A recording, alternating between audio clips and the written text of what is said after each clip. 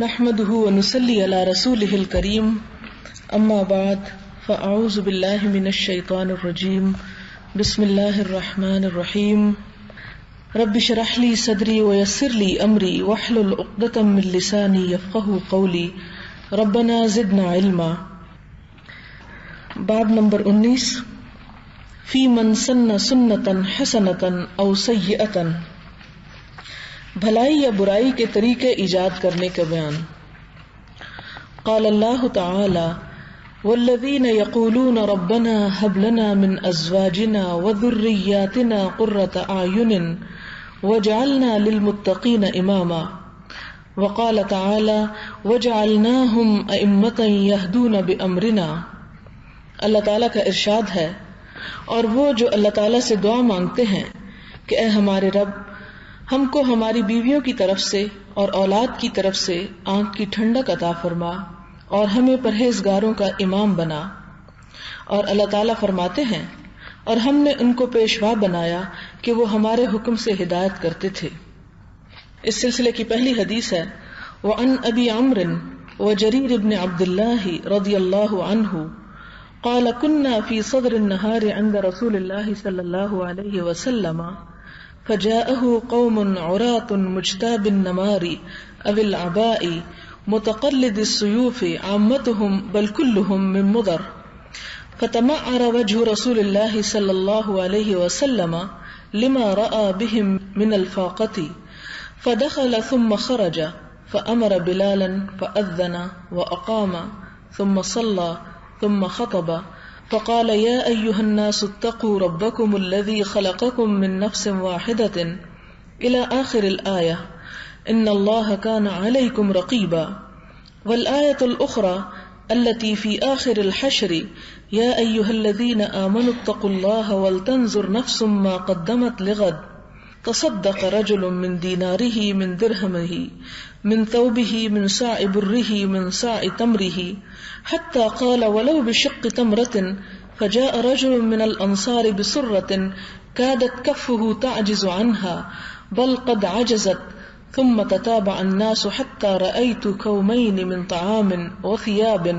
حتى رأيت وجه رسول الله صلى الله عليه وسلم يتهلل كأنه مذهبة. فقال رسول الله صلى الله عليه وسلم من سن في الإسلام سنة حسنة فله أجرها وأجر من عمل بها بعده من غير أن ينقص من أجورهم شيء، ومن سن في الإسلام سنة سيئة كان عليه وزرها ووزر من عمل بها من بعده من غير أن ينقص من أوزارهم شيء. رواه مسلم. یہ صحیح مسلم کی ایک طویل حدیث ہے جس کا معنی کچھ یوں ہے کہ جناب ابو عمر اور جریر بن عبداللہ بیان کرتے ہیں کہ دوپہر کا وقت تھا اور ہم حضور صلی اللہ علیہ وسلم کی مجلس میں حاضر تھے کہ کچھ لوگ اس حالت میں وہاں آئے کہ ان کے گلے میں کمبل پڑے ہوئے تھے یا عبا بدن پر تھی. یہ اس طرح کہ کمبل کو دورہ کر کے اس میں سے گلے کا حصہ کاٹ کے تو وہ جسم پر پہنا ہوا تھا. گلے میں تلواریں پڑی تھیں اور وہ تقریباً سارے ہی قبیلہ مضر کے آدمی تھے. فقر و فاقہ کی حالت ملاحظہ فرما کر حضور صلی اللہ علیہ وسلم کا چہرہ مبارک متغیر ہو گیا، یعنی ان کے اوپر اتنی غربت، اتنی بدحالی اور ایسی مشقت دیکھی کہ آپ صلی اللہ علیہ وسلم کا رنگ بدل گیا. آپ اندر تشریف لے گئے، پھر باہر تشریف لائے تو جناب بلال کو آذان کا حکم دیا. چونکہ نماز کا وقت قریب تھا تو آپ نے آذان کا حکم دیا. انہوں نے آذان دی اور تکبیر کہی. پھر آپ صلی اللہ علیہ وسلم نے نماز سے فراغت کے بعد خطبہ ارشاد فرمایا اور یہ آیت یا ایھا الناس اتقوا ربکم الذی خلقکم من نفس واحدۃ، جس کا مطلب یہ ہے کہ اے لوگو، اللہ سے ڈرو جو تمہارا رب ہے، جس نے تم سب کو ایک جان سے پیدا کیا. یہ اشارہ کرنا مقصود تھا کہ یہ لوگ تمہارے ہی بہن بھائی ہیں کہ جو اتنے فقر و فاقہ اور غربت اور تنگ دستی کی حالت میں ہیں. اور پھر دوسری آیت جو سورۃ حشر کے آخر میں ہے وہ تلاوت فرمائی، اور وہ آیت کیا ہے؟ یا ایھا الذین آمنوا اتقوا اللہ ولتنظر نفس ما قدمت لغد. کہ اے لوگوں جو ایمان لائے ہو، اللہ کا تقوی اختیار کرو، اور چاہیے کہ ہر شخص یہ دیکھے کہ وہ کل کے لیے کیا بھیج رہا ہے، کل کے لیے اس نے کیا تیاری کی ہے۔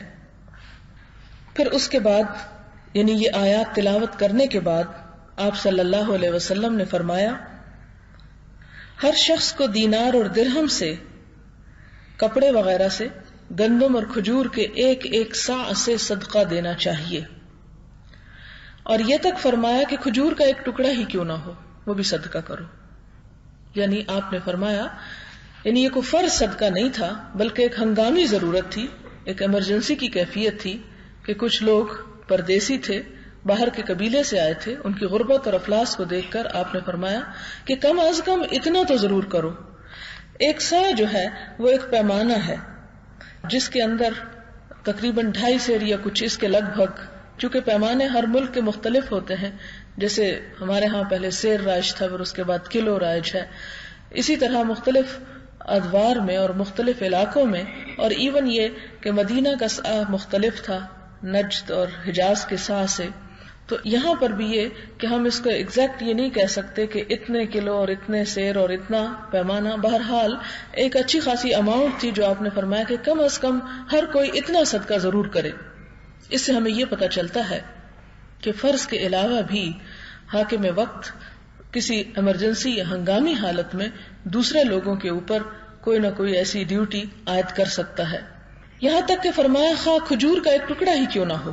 یعنی اگر بہت زیادہ سب نہیں کر سکتے تو ایٹ لیسٹ اتنا تو کر سکتا ہے انسان کہ اگر اس کے پاس 2 ہیں اور ایک خود کھا رہا ہے تو دوسری کھجور جو ہے وہ صدقہ کر دے۔ چنانچہ ایک انصاری ایک تھیلا اٹھائے آئے کہ اس کے وزن کے سبب ان کے ہاتھ اسے سنبھالنے سے تھک گئے تھے، یعنی اٹھا کے اٹھایا نہیں جاتا تھا، یعنی صاع تو اتنا ہے جو ایک انسان آسانی سے اٹھا سکتا ہے، لیکن وہ تھیلا بہت بھاری تھا۔ اس کے بعد یکے بعد دیگرے لوگ آتے رہے اور حسب استطاعت کچھ نہ کچھ صدقہ دیتے رہے، تاکہ وہاں کپڑوں اور دیگر کھانے پینے کی چیزوں کے ڈھیر لگ گئے۔ وہ کہتے ہیں کہ میں نے اس طرح کے 2 ڈھیر دیکھے، پھر میں نے رسول اللہ صلی اللہ علیہ وسلم کے چہرہ مبارک کو سونے کی طرح چمکتا دیکھا، یعنی آپ کا چہرہ کھل اٹھا۔ اس کے بعد آپ صلی اللہ علیہ وسلم نے ارشاد فرمایا کہ جس شخص نے بھی اسلام میں بھلائی کا کوئی طریقہ ایجاد کیا، رائج کیا، تو اسے اس کا ثواب ملے گا، اور اس کے بعد جتنے لوگ اس طریقے پر عمل کریں گے ان کا ثواب بھی اس شخص کو ملے گا جس نے ابتدا کی ہوگی، بغیر اس کے کہ عمل کرنے والوں کے اپنے عمل میں کوئی کمی کی جائے، ان کے اجر میں کوئی کمی کی جائے، یعنی فالوورز کے اجر میں کمی نہیں کی جائے گی، اس لیے کہ چونکہ شروع کرنے والے کو ان کا اجر دیا جا رہا ہے، ان کے حصے میں سے نہیں دیا جائے گا، بلکہ اللہ تعالیٰ اپنے فضل اور کرم سے اس سے زائد عطا فرمائیں گے۔ پھر فرمایا کہ جس شخص نے اسلام میں کوئی برا طریقہ رائج کیا، کوئی برا کام شروع کیا، تو اس کے رائج کرنے کا، اسے رواج دینے کا عذاب تو اس کو ہوگا ہی، مگر اس پر اس کے بعد جو بھی عمل کرے گا ان سب کے گناہوں کے عذاب کے برابر اس کو بھی عذاب ہوگا، بغیر ان لوگوں کے عذاب میں کمی کیے۔ یعنی اس سے ایک بہت اہم بات ہمیں پتہ چلتی ہے، اور وہ یہ کہ اگر کوئی شخص کسی اچھے کام کی طرف دوسروں کو بلاتا ہے، جیسا کہ یہاں پر آپ دیکھیں کہ حضور صلی اللہ علیہ وسلم نے کچھ مسافروں کا اور کچھ اسلام کی خاطر، دین کی خاطر اور علم حاصل کرنے کی خاطر اپنے قبیلے کو چھوڑ کر وہاں پر آئے تھے، اور وہاں پر ایک طرح سے دوسرے مسلمانوں کے مقابلے میں زیادہ خستہ حال تھے۔ ان کی حالت کو دیکھتے ہوئے آپ نے دوسروں کو توجہ دلائی کہ وہ ان کی مدد کریں۔ تو یہ جو آپ کا لوگوں کو کہنا تھا، اس کہنے پر آپ صلی اللہ علیہ وسلم نے صرف خود عمل نہیں کیا بلکہ دوسروں کو بھی توجہ دلائی کہ آئندہ بھی اگر کوئی شخص اس طرح کے کام کرے گا تو اس کو ان سب کے کام کے برابر اجر ملے گا جو اس کو فالو کریں گے۔ یہاں ہمیں 2-3 چیزیں پتہ چلتی ہیں۔ ایک تو یہ کہ ایک نیکی انفرادی نیکی ہوتی ہے، ذاتی کیپیسٹی میں ہوتی ہے، انسان خود کچھ کرتا ہے اور اس کا ثواب پاتا ہے، اور ایک اس کا نیک کام یہ ہوتا ہے کہ وہ خود بھی کرے اور ایسے اچھے طریقے سے کرے کہ دوسرے لوگوں کو بھی وہ کام کرنے پر رشک ہو، ہمت ہو، اور وہ کام خوشی سے کریں اور اس کو فالو کر سکیں۔ تیسری بات یہ کہ نیکی کے کام کی طرف جہاں انسان دیکھتا ہو کہ کوئی ضرورت ہے اور ہونا چاہیے، اس پر دوسروں کو بھی توجہ دلانی چاہیے. یعنی انسان کو خود غرض نہیں ہونا چاہیے کہ جو نیکی ہے وہ صرف اکیلا میں ہی ساری کر جاؤں، بلکہ خود کرنے کے ساتھ ساتھ دوسروں کو بھی اس کام کی طرف بلانا چاہیے. اس کا فائدہ کیا ہوگا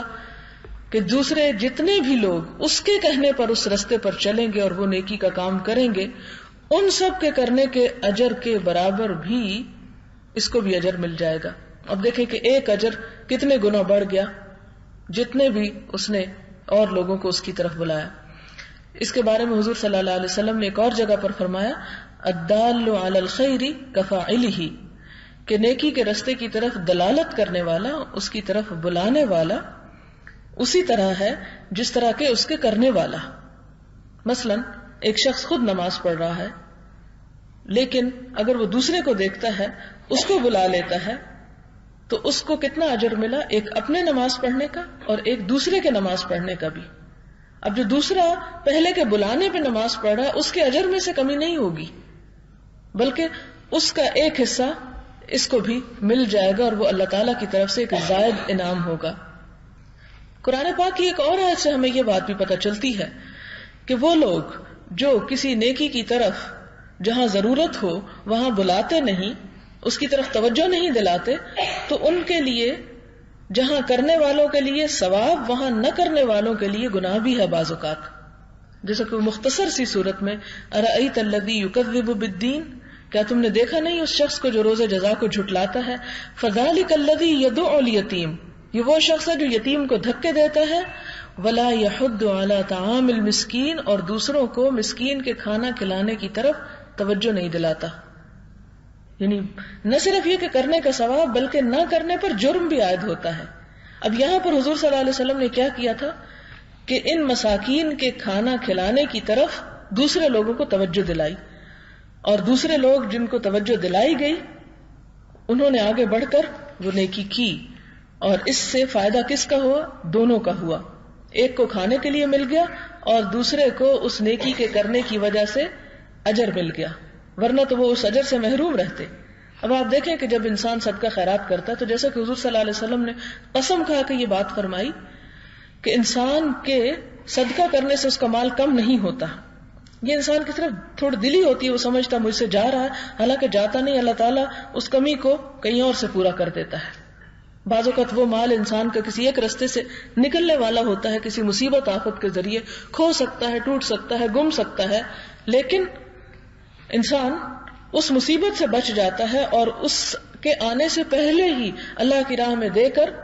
اپنے لیے بلا کو ٹال لیتا ہے اور اس پر اجر بھی حاصل کرتا ہے اس صدقہ اور خیرات کا. تو یہاں پر بھی ہم دیکھتے ہیں، یعنی قرآن پاک میں اللہ تعالیٰ نے ان لوگوں کے لیے وعید سنائی کہ جو دوسروں کو نیکی کی طرف، اچھا کام کرنے کی طرف تلقین نہیں کرتے، اس طرف بلاتے نہیں، ان کو ابھارتے نہیں. ولا یحض، یعنی حد کا مطلب ہوتا ہے انہیں ابھارنا، انہیں ابھارتے نہیں، ان کے لیے بھی جرم ہے. اب آپ دیکھیں کہ بہت سے کام ایسے ہوتے ہیں، اور ہم خاص طور پر ہمارے معاشرے میں اس چیز کو معیوب سمجھا جاتا ہے اور یوں محسوس کیا جاتا ہے گویا کہ یہ دوسرے کے ذاتی معاملات میں دخل دینا ہے. کہ کسی کو اگر کہا جائے کہ تم یہ نیکی کا کام کرو تو وہ اسے، یعنی جس کو بلایا جائے عموماً لوگ اس کو برا سمجھتے ہیں. حالانکہ آپ یہ بھی جانتے ہیں اور آپ نے یہ حدیث بھی پڑھی ہوگی کہ جس میں یہ آتا ہے کہ اللہ تعالیٰ کے نزدیک یہ گناہ نہایت شدید گناہوں میں سے ایک گناہ ہے کہ جس میں انسان کسی کو اگر یہ کہے کہ تم اللہ سے ڈرو اور وہ اسے جواب میں دے کہ تم اپنا فکر کرو. یعنی یہ بات کہنا جو ہے یہ اللہ تعالیٰ کو بڑی شدت سے غضبناک کرتی. لیکن ہمارے ہاں آپ دیکھیں کہ ہر شخص جو کسی بھی غلط کام میں وہ چاہتا ہے کہ اسے کوئی ٹیڑھی نگاہ سے دیکھے بھی نہ، اور اسے کوئی نیکی کی طرف بلائے بھی نہ، اسے کوئی توجہ بھی نہ دلائے، بلکہ اگر کوئی شخص زبان سے نہیں صرف اپنے عمل سے ہی اس کی طرف توجہ دلانے والا ہو تو اس کے لیے بھی ہمارے معاشرے میں ایسے ایسے القاب اور خطاب موجود ہیں کہ وہ خود بھی کرنا چھوڑ دے، نہ یہ کرے اور نہ دوسروں کو برائی، کسی کو برائی کھٹکے پھر. اس میں آپ دیکھیں کہ ایک نیکی وہ ہوتی ہے جو انسان خود کرتا ہے، اور ایک جو دوسرے کو بھی اس کی طرف بلاتا ہے، توجہ دلاتا ہے اور ان سے بھی کروا لیتا ہے. تو ایک بندہ مومن جو ہے وہ اس معنی میں وسیع النظر اور اچھے ذہن کا مالک ہوتا ہے اور دوسروں کے لیے خیر خواہی اور بھلائی سوچتا ہے. جیسے کہ ایک اور حدیث آپ پڑھیں گے کہ جس میں آتا ہے کہ دین جو ہے وہ خیر خواہی ہے، خیر خواہی کا نام ہے، اللہ کے لیے، رسول کے لیے، ائمۃ المسلمین کے لیے اور عوام کے لیے. تو خیر خواہی کیا ہے؟ یہ بھی تو انسان کے لیے خیر خواہی ہے کہ وہ اس کی آخرت کی طرف سوچے اور اس کو نیکی کی طرف لگائے اور اسے ایک اچھے رستے پہ چلائے تاکہ اس کا انجام بھی ایک سکون کا انجام ہو. پھر اس میں ہم دیکھتے ہیں کہ اگلی حدیث حضرت ابن مسعود سے روایت ہے کہ ان النبی صلی اللہ علیہ وسلم قال ليس من نفس تقتل ظلما الا كان على ابن آدم الاول كفل من دمها لانه كان اول من سن القتل. متفق علیہ. بخاری اور مسلم کی اس حدیث کا مطلب یہ ہے کہ آپ صلی اللہ علیہ وسلم نے فرمایا کوئی بھی شخص ناحق اور از راہ ظلم قتل نہیں کیا جاتا مگر یہ کہ اس کے قتل کا گناہ کا بوجھ حضرت آدم کے پہلے بیٹے قابیل پر بھی پڑتا ہے، کیونکہ قابیل وہ پہلا شخص ہے جس نے قتل کا طریقہ ایجاد کیا. اب دیکھیں کہ اس دور میں جو قتل ہو رہے ہیں ظلم اور زیادتی کے ساتھ، قابیل کو تو ان کی خبر بھی نہیں کہ دنیا کیا کر رہی ہے، لیکن اس کے باوجود ان کے جرم کا ایک حصہ وہ بھی سزا کے طور پہ بھگتے گا. اس کی وجہ کیا ہے کہ اس نے سب سے پہلے لوگوں کو قتل کر کے دکھایا اور لوگوں کے لیے اس جرم کو کرنا آسان ہو گیا. ہوتا یہ ہے کہ جب انسان دوسروں کے سامنے کوئی اچھا کام کرتا ہے تو دوسروں کو اس کی ترغیب ملتی ہے. اسی لیے قرآن پاک میں فرمایا گیا کہ ان تبدوا الصدقات فنعما ہی، کہ اگر تم صدقات کو ظاہر کر کے دو تو وہ کتنے اچھے ہیں. وَإِن تُخْفُوهَا، اور اگر تم انہیں چھپاؤ گے، وَتُؤْتُوهَا الْفُقَرَاءَ، اور انہیں فقراء کو دو گے، فَهُوَ خَيْرٌ لَكُمْ، تو وہ بھی تمہارے لیے اچھا ہے. تو کسی اچھے کام کو اگر انسان ریاکاری کی غرض سے نہیں بلکہ اچھی نیت کے ساتھ دوسروں کے سامنے دکھا کے کرتا ہے تاکہ دوسروں کو ترغیب ہو تو اس میں اس کے لیے اجر ہے. اور اگر اسی طرح کوئی شخص برا کام کرتا ہے تو اس کے لیے اس میں سزا ہے، جیسا کہ آدم علیہ السلام کے پہلے بیٹے کو ہر قتل کا جرم کے عذاب کا ایک حصہ ملتا چلا جائے گا. اب 20واں باب ہے فی الدلالۃ علی خیر والدعاء الی ھدی او ضلالۃ، بھلائی کی رہنمائی کرنا اور ہدایت یا گمراہی کی دعوت دینے کا بیان. قال تعالی وادع الی ربک، اللہ تعالیٰ کا ارشاد ہے کہ اپنے رب کے رستے کی طرف بلاؤ. وقال تعالی ادع الی سبیل ربک بالحکمۃ والموعظۃ الحسنۃ، کہ اپنے رب کے رستے کی طرف حکمت اور اچھی نصیحت کے ساتھ دعوت دو. وقال تعالی وتعاونوا علی البر والتقوی، نیکی اور تقوی کے کاموں پر ایک دوسرے سے تعاون کرو. وقال تعالی ولتکن منکم امۃ یدعون الی الخیر،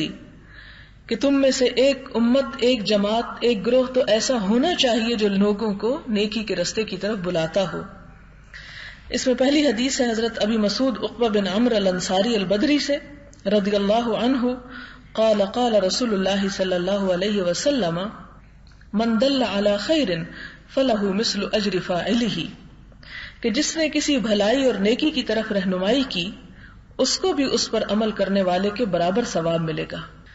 مثلاً آپ کسی کو کوئی اچھی بات سکھا دیتے ہیں، کوئی چیز یاد کرا دیتے ہیں، کوئی اچھا مشورہ دیتے ہیں، کوئی اچھا رستے پر لگا دیتے ہیں، کسی برائی سے، کسی غلط طریقے پر چلنے سے بچا لیتے ہیں، تو اس شخص کو جتنا فائدہ اس چیز کے کرنے یا کسی برائی کے بچنے پر ہوگا اسی کے برابر آپ کو بھی ساتھ ملتا جائے گا. اگلی حدیث ہے حضرت ابو ہریرہ رضی اللہ تعالی اس کے راوی ہیں، کہتے ہیں کہ رسول اللہ صلی اللہ علیہ وسلم نے فرمایا جس نے کسی ہدایت کی طرف کسی کو دعوت دی تو اس کو بھی اتباع ہدایت کرنے والے کے برابر اجر و ثواب ملے گا اور ان کے اجر میں کوئی کمی نہ کی جائے گی. اور جس شخص نے کسی کو گمراہی کی دعوت دی تو داعی کو بھی اتنا ہی گناہ ہوگا جتنا اس گمراہی پر عمل کرنے والوں کو، اور ان کے گناہ میں کوئی کمی نہ ہوگی. یعنی اگر کوئی شخص کسی کو نیکی کے راستے پہ بلاتا ہے تو جتنے لوگ اس کے کہنے پہ آئیں گے ان سب کا ثواب، اور اسی طرح اگر کسی کو کوئی برائی کی طرف، گناہ کی طرف دعوت دیتا ہے تو اس کے لیے بھی اتنا ہی گناہ جتنا بلانے والے کے اپنے اس طرف جانے کا. حضرت ابو عباس سہل بن سعد الساعدی سے روایت ہے، کہتے ہیں کہ رسول اللہ صلی اللہ علیہ وسلم نے خیبر کے دن فرمایا کہ میں یہ جھنڈا کل ایسے شخص کو دوں گا جس کے ہاتھ پر اللہ تعالیٰ فتح نصیب فرمائے گا، اور وہ اللہ اور رسول سے محبت کرتا ہے اور اللہ اور رسول اس سے محبت کرتے ہیں۔ لوگوں نے وہ رات اسی چرچے میں گزاری کہ دیکھیں ان میں سے کس کو علم دیا جاتا ہے۔ صبح کو لوگ جب رسول اللہ صلی اللہ علیہ وسلم کی خدمت میں حاضر ہوئے تو ہر ایک کو تمنا تھی کہ علم اس کو ملے، مگر حضور صلی اللہ علیہ وسلم نے فرمایا علی رضی اللہ تعالیٰ عنہ کہاں ہیں؟ تو آپ کو بتایا گیا کہ وہ آنکھ کی تکلیف میں مبتلا ہیں۔ آپ نے ان کو بلوایا، جب وہ آئے تو آپ نے لعاب مبارک ان کی آنکھوں میں لگایا اور ان کے لیے دعا فرمائی، جس سے فوراً شفا ہوئی، اور یوں معلوم ہوا کہ یہ بیماری تھی ہی نہیں۔ پھر آپ نے ان کو جھنڈا عطا فرمایا۔ جناب علی رضی اللہ تعالیٰ عنہ نے کہا یا رسول اللہ صلی اللہ علیہ وسلم، کیا میں ان سے اس وقت تک برسر پیکار رہوں جب تک وہ ہم جیسے نہ ہو جائیں؟ آپ نے فرمایا تم سیدھے میدان جنگ جاؤ، وہاں پہنچ کر ان کو اسلام کی دعوت دو اور ان کو بتاؤ کہ تم پر اللہ کے کیا کیا حقوق واجب ہیں۔ بس اللہ کی قسم، اگر اللہ تعالیٰ تمہارے ذریعے ایک آدمی کو بھی ہدایت عطا فرما دے تو وہ تمہارے لیے سرخ اونٹوں کی دولت سے بھی بڑھ کر ہوگا۔ یعنی یہاں سے ہمیں یہ بات پتہ چلتی ہے کہ اسلام کی دعوت جو ہے وہ جنگ کی دعوت نہیں ہے، اور اسلام صرف لوگوں کو ختم کرنے کے لیے نہیں آیا یا دشمن پیدا کر کے انہیں مارنے کے لیے نہیں آیا، بلکہ اس لیے آیا ہے کہ لوگ ایک صحیح رستے کو فالو کرنا شروع کر دیں، اور اگر وہ کرے تو وہ ان کے دین میں بھائی بھائی ہیں، اور پھر اس کے بعد کسی کو یہ اجازت نہیں کہ وہ ان کے اوپر کسی طرح کی ان کی عزت یا جان یا مال کو نقصان پہنچائے، کیونکہ حضور صلی اللہ علیہ وسلم نے یہ بھی فرمایا ایک مومن پر اس کے مومن بھائی کا جان اور مال اور عزت جو ہے وہ اسی طرح حرام ہے جس طرح آپ صلی اللہ علیہ وسلم نے یہ بات فرماتے ہوئے عرفات کے میدان میں کہی، جس طرح آج کے دن یہ شہر اور یہ مہینہ اور یہ دن حرام ہے۔ پھر اسی طرح آپ صلی اللہ علیہ وسلم نے مسلم کی تعریف ہی یہ فرمائی کہ مسلمان ہے ہی وہ جس کے ہاتھ اور زبان سے دوسرے محفوظ رہیں، یعنی اس کی اذیتوں سے بچے رہیں۔ یہاں حضرت علی کو جو تلقین کی جا رہی ہے وہ یہ کہ تمہارے ذریعے اللہ تعالیٰ ایک آدمی کو ہدایت دے دے، صرف ایک بندہ تمہارے ذریعے سیدھے رستے پر چل پڑے تو یہ اتنی بڑی دولت ہے جیسے کسی کو 100 سرخ اونٹ مل جائیں، اور 100 سرخ اونٹ اسی طرح ہیں جیسے آج کل 100 بڑی سرخ گاڑیاں کسی کو مل جائیں۔ اگلی حدیث ہے کہ حضور صلی اللہ علیہ وسلم کے پاس قبیلہ اسلم کے ایک جوان نے حاضر ہو کر عرض کیا کہ یا رسول اللہ صلی اللہ علیہ وسلم، میں غزوے میں شریک تو ہونا چاہتا ہوں مگر سامان جہاد میرے پاس نہیں ہے۔ آپ نے فرمایا فلاں شخص کے پاس جاؤ، اس نے سامان جہاد تیار کر لیا تھا مگر وہ بیمار ہو گیا ہے۔ یہ جو ان کے پاس گیا اور کہا کہ رسول اللہ صلی اللہ علیہ وسلم نے تجھے سلام کہلایا ہے اور فرمایا ہے کہ سامان جہاد مجھے دے دو، تم تیار کر کے دے دو، تو اس شخص نے اپنے اہل خانہ سے کہا کہ جتنا سامان میں نے تیار کیا تھا وہ سب کا سب دے دو، کچھ بھی اس میں سے بچا کر نہ رکھنا، ہمارے لیے اسی میں اللہ تعالیٰ برکت دیں گے۔ تو اس کا مطلب یہ ہے کہ اگر کوئی شخص خود جہاد نہیں کر سکتا اور مجاہد کو وہ صرف تیار کر دیتا ہے تو ایسی صورت میں بھی اس کے لیے اتنا ہی اجر ہے جتنا کسی جہاد کرنے والے کے لیے ہے۔